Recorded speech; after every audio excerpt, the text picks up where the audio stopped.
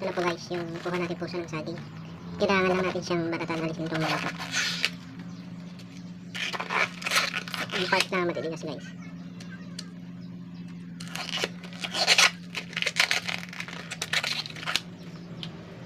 Actually guys, pwede pa to. Yung mga bunga niyang to, pwede pang gawin nyo na to. Puso ng saging pati.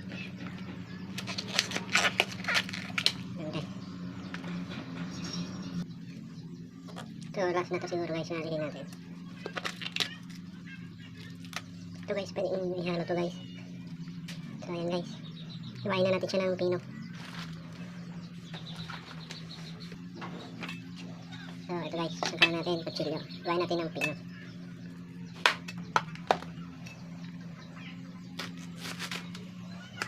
Ayan guys.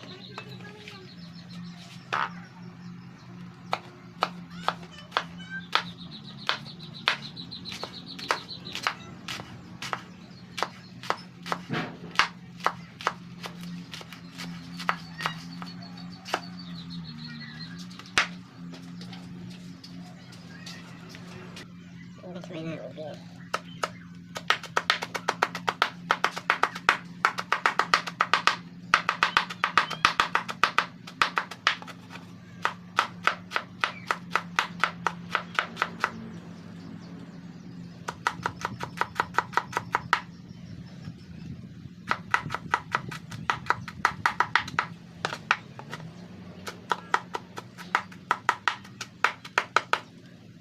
Saan guys?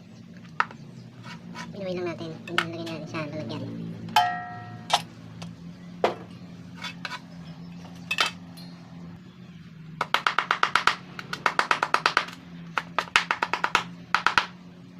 So ito guys, pwede natin ihalo to. Ayan.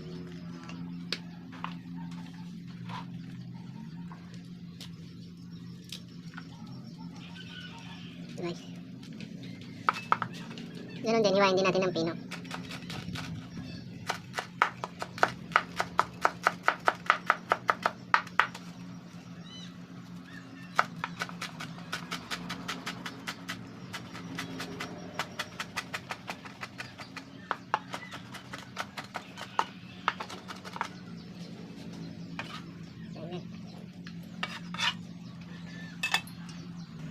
Ayan guys, natapos natin siyang tagtarin lahat. Kaya lugasan natin siya sa asin. Lugasan natin siya sa asin para malis yung kanyang pakla.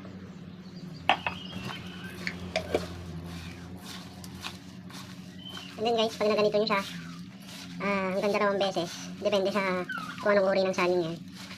Kung anong uri ng puso ng saging. Sa akin kasi usually, ginagamit ko 2 beses. Ayan guys.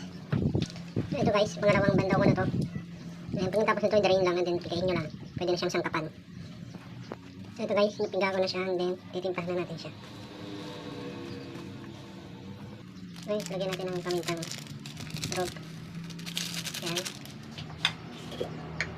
Yung asin, depende sa inyo kung gusto nyo ano. Sa akin medyo, ano lang, mild lang yung alat niya.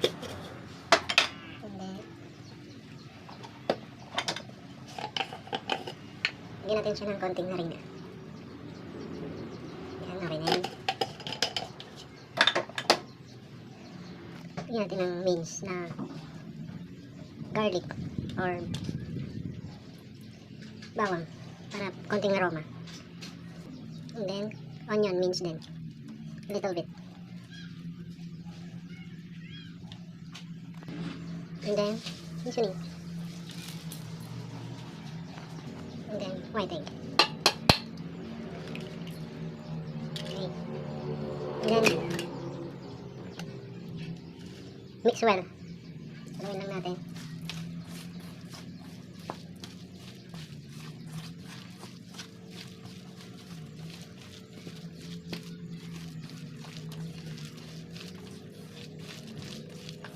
Ganun lang guys. Simple. Ito yung texture niya.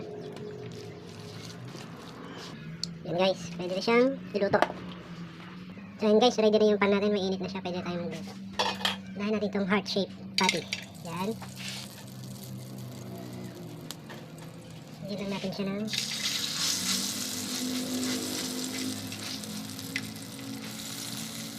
puso ng saging.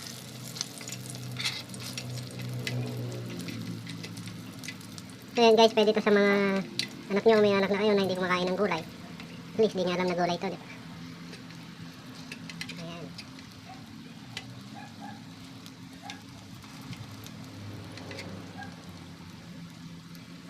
Ayan guys, punapin naman ito yung ating heart. Init siya guys. So ayan guys. Wow! Ayan. Ayan guys, yung patty natin na heart shape. Healthy siya guys.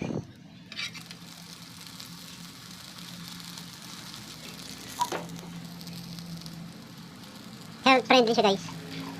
Tignan natin yung square guys.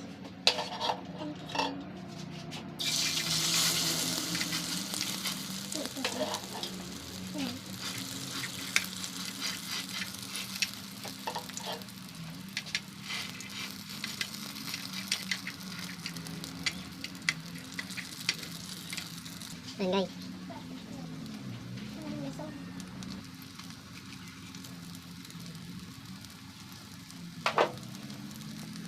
Drill lang natin konti guys yung ating tinapay para maging crunchy siya konti. Ito guys. Drill lang natin siya konti.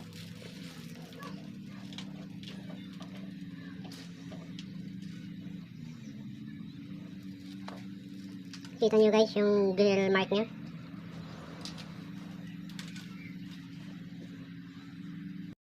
Guys, kita nyo naman. Parang tayo ng platito. And then, yan. Put your bread.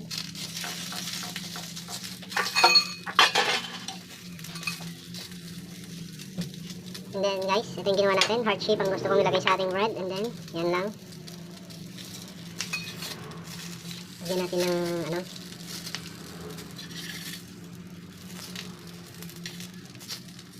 Yan.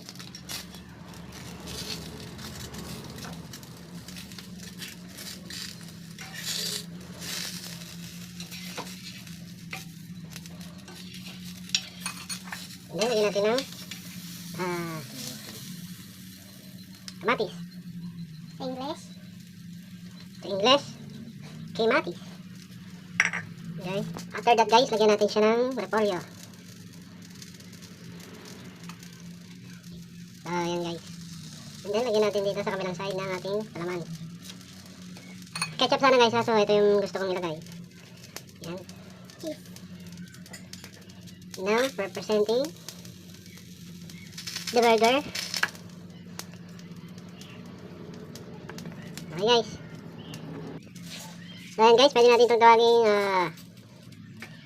the burger, banana burger, puso ng saging burger, whatever. Thank you guys.